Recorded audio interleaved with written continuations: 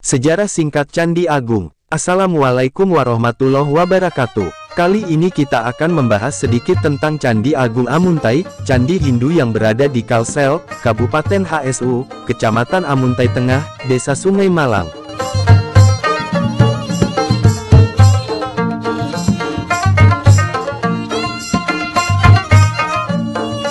Kerajaan Nagara Dipa merupakan pendahulu dari Kerajaan Daha. Candi Agung didirikan oleh Empu Djamitra pada abad ke-14 Masehi.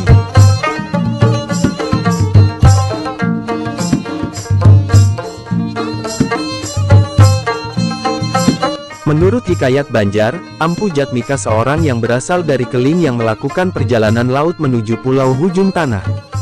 Keling adalah berasal dari Majapahit di barat daya Kediri. Empu Djamitra datang diperkirakan pada tahun 1355, dengan armada Prabayaksa. Empu Djamitra tidak menjadi raja kerajaan Nagara Dipa, melainkan hanya menjabat sebagai sakai di kerajaan Nagara Dipa. Hal ini terjadi sebab Empu Djamitra tidak dari keturunan darah biru dan tidak juga dari keturunan kerajaan Kuripan. Empu Djamitra hanya menjabat sebagai pemangku kerajaan. Kerajaan Nagara Dipa ini dibangun di persimpangan tiga aliran sungai yaitu Sungai Nagara, Sungai Balangan dan Sungai Tabalong pada 1438. Nanti kerajaan Nagara Dipa ini dirajai oleh Pangeran Suryanata dan Putri Junjung Buhi dengan kepala pemerintahan oleh Patih Lambung Mangkurat. Candi Agung Amuntai didirikan yang terbuat didominasi dengan batu dan kayu. Diperkirakan umur Candi Agung ini sekitar 740 tahun dengan keadaan yang masih sangat kuat. Di Candi Agung ini juga didapati benda peninggalan sejarah yang umurnya diperkirakan 200 tahun sebelum Masehi.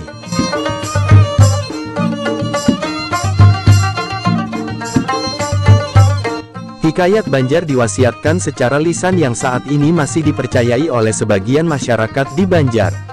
Dewasa ini mungkin akan memandang kisah hikayat tidak lebih sebagai sebuah legenda sebab kejadian yang dikisahkan di dalamnya berada di luar jangkauan logika manusia.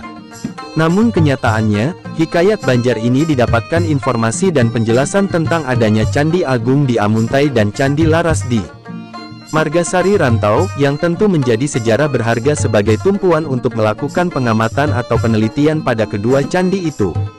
Metode yang dipakai adalah metode kualitatif dengan melakukan observasi dan wawancara ke subjek di sekitar objek penelitian dan berbagai macam sumber keterangan dari jurnal, buku dan sumber ilmiah lainnya yang relevan untuk mendeskripsikan sejarah berdirinya Candi Agung. Sejarah berdirinya Candi Agung kerajaan Hindu ini menempatkan Muara Rampiau sebagai pelabuhan sungainya. Selain dari tumbukan Banyu, Hulak Nagara, hulu Sungai Selatan. Mulanya Empu Djamitra mendirikan kerajaannya di Pulau Hujung Tanah.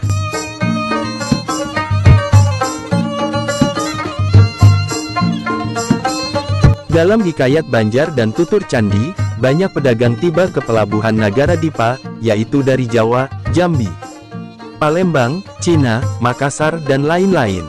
Peninggalan dari kerajaan Nagara Dipa ini adalah Candi Agung di Amuntai di tepi Sungai Malang, yang tersambung dengan Sungai Paliwara Amuntai. Keadaan Candi Agung saat ini hanyalah berupa bangunan yang tidak utuh lagi. Sebagai bagian dari situs cagar budaya, tapi pada masa lampaunya ialah bangunan suci dalam tatanan agam Hindu. Hasil dari penelitian arkeologi menunjukkan, bahwa Candi Agung didirikan pada abad ke-14 Penanggalan situs di wilayah itu menunjukkan bahwa telah adanya hunian sejak masa sebelum sejarah, seperti yang ada di area Candi Agung, hunian kelompok manusia prasejarah yang pernah tinggal di wilayah Candi.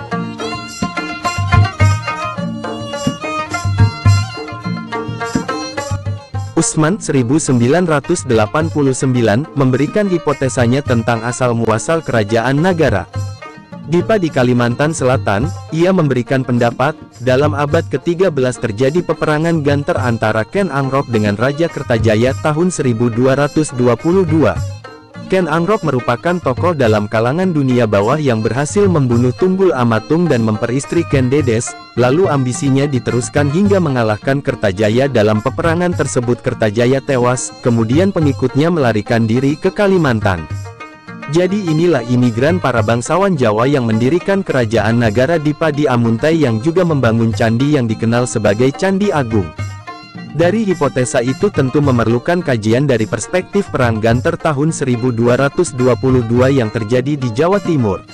Bisa saja rombongan Ampu Jatmika hanya berkedok sebagai pedagang yang melarikan diri ke daerah Kalsel atau sebaliknya memang pedagang yang sukses, tapi kemudian ia ikut berpolitik dengan bekerja sama pada kerajaan Majapahit di Jawa Timur dan akhirnya berhasil mendirikan kerajaan.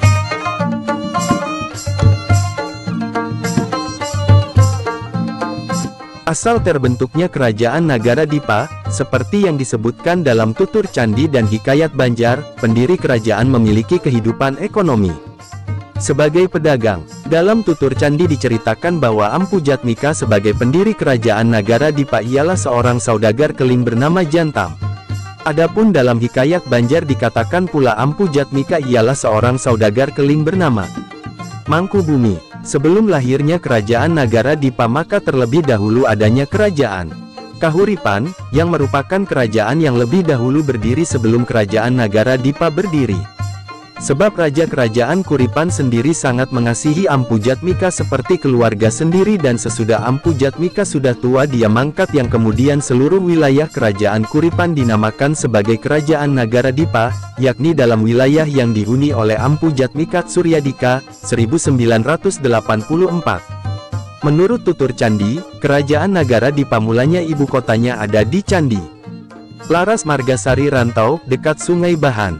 Lalu berpindah ke hulu Sungai Utara Amuntai, dengan menggantikan jabatan Raja Kahuripan yang mangkat tanpa mempunyai keturunan dengan Raja Kuripan, hingga nama kerajaan Kuripan berubah nama menjadi kerajaan Nagara-Dipa.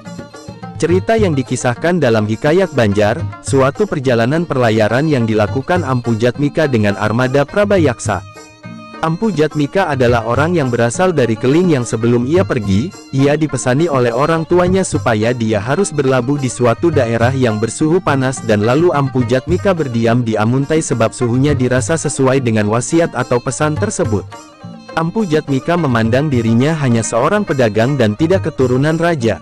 Lalu dia mendirikan atau membangun suatu tempat untuk berdiam atau bertempat tinggal yang sekarang dikenal dengan Candi Agung. Kemudian untuk melambangkan dirinya sebagai raja maka dia membuat patung visualisasi yang mencerminkan dirinya. Ampu Jatmika memiliki dua orang anak yakni Empu Mandastana dan Lambung Mangkurat. Setelah Ampu meninggal maka kerajaan Nagara-Dipa diteruskan oleh Lambung Mangkurat sebagai pati kerajaan, bukan menjadi raja karena mengingat dia bukan keturunan Raja Kuripan atau hanya merupakan anak dari Ampu Jatmika yang berasal dari Keling dan hanya seorang pemangku kerajaan. Suatu ketika Lambung Mangkurat bertafakur bahwa kerajaan Nagara-Dipa tidak lengkap jika tidak memiliki seorang raja. Kemudian Lambung Mangkurat bertapa di wilayah Ulu Banyu selama 40 hari 40 malam dan di malam terakhir pertapaannya ada satu petunjuk bahwa ada persyaratan yang harus dipenuhi yaitu 40 jenis wadai kue dalam bahasa Banjar serta iringan dayang-dayang dan meminta kain tenunan yang bisa dikatakan sulit untuk dibuat. Setelah dari pertapaan Lambung Mangkurat kembali ke istana untuk menyiapkan dan menyediakan apa-apa yang jadi syaratnya itu. Sesudah semua telah disiapkan dan tersaji dan dayang-dayang sudah mengiringi, berselang waktu kemudian timbul buih yang muncul wujud seorang putri yang pada akhirnya dijadikan raja di kerajaan Nagara-Dipa dan diberi nama Puteri Junjung Buih. Puteri Junjung Buih dipercayai ialah putri dari penguasa terakhir kerajaan Nan Sarunai yang sebelumnya dikalahkan Ampu Jatmika atas nama kerajaan Majapahit. Lambung Mangkurat berpendapat bahwa Puteri Junjung Buih lah yang lebih pantas menjadi raja kerajaan Nagara-Dipa. Kemudian Puteri Junjung Buih dijadikan raja resmi di kerajaan Nagara-Dipa. Nama Puteri Junjung Buih bermakna seorang putri yang harus dijunjung. Wilayah kerajaan Nagara-Dipa saat pemerintahan Puteri Junjung Buih yaitu Batang Emas, Batang Amandit, Batang Alai, Batang Pitap, Bantang Balangan dan Batang Tabalong.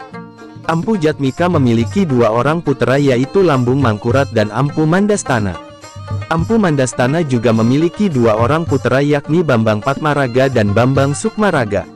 Ternyata mereka tertarik kepada kecantikan dan keanggunan Puteri Junjung Buih ini.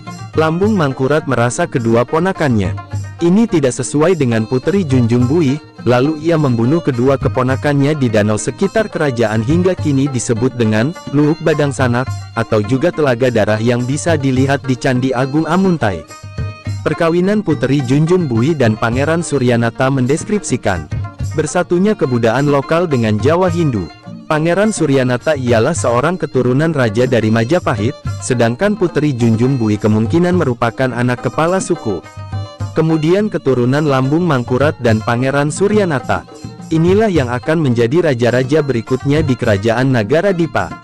Di sekitar Candi Agung, yang mana menunjukkan bukti pernah adanya hunian manusia di sekitar Candi Agung yang merupakan peninggalan pada masa Kerajaan Nagara Dipa berdiri dan berkembang. Hasil penelitian arkeologi sebagai satu ilmu bantu sejarah yang telah menyimpulkan hunian sudah ada sejak masa sebelum sejarah. Seperti yang ada di Candi Agung, 242–226 sebelum Masehi, atau pada abad ketiga sebelum Masehi berdasarkan analisis penulis, diperkirakan hunian pada masa prasejarah itu ialah akhir bagian dari perjalanan manusia prasejarah kelompok ras Mongoloid Melayu tua Proto-Melayu, yang pernah tinggal di sekitar area Candi Agung. Mereka inilah merupakan penduduk asli yang dikemudikan hari dinamakan oleh bangsa barat dengan sebutan orang Dayak. Candi Agung menurut hasil penelitian arkeologi didirikan pada abad ke-14 M. Tentu pendirian candi ini menunjukkan kemapanan kerajaan Nagara Dipa. Hal ini diduga, bahwa sebelum Candi Agung didirikan tentu ketatanegaraan kerajaan Nagara Dipa ditata lebih dahulu sebelum pendirian candi. Kalau dikorelasikan dengan pelarian imigran kelompok Ampu Jatmika yang berhasil mencari wilayah baru dan menempati wilayah Amuntai, maka bisa ditarik benang merah dengan Perang Gantar 1222 di Singhasari, Jawa Timur. Bisa jadi kelompok Empu Jatmika adalah pelarian yang bisa disebut sebagai imigran dari kejadian itu, boleh disebut saudagar pada mulanya, tapi pada periode sejarah berikutnya dari regenerasinya sudah berubah ke arah politik, sebab buktinya sudah berhasil membangun kerajaan Nagara Dipa. Tentu tidak dapat dipisahkan dari adanya kerajaan Majapahit di Jawa Timur yang meminta pengakuan legitimasi politik dan persembahan upeti sebagai penguasa Nusantara pada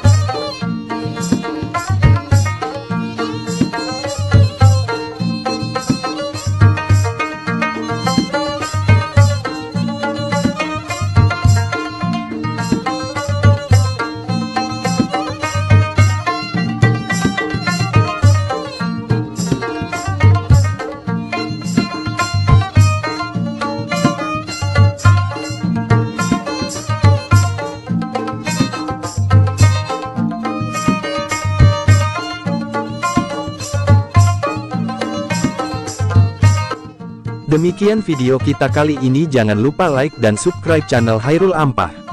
Sampai jumpa di video berikutnya.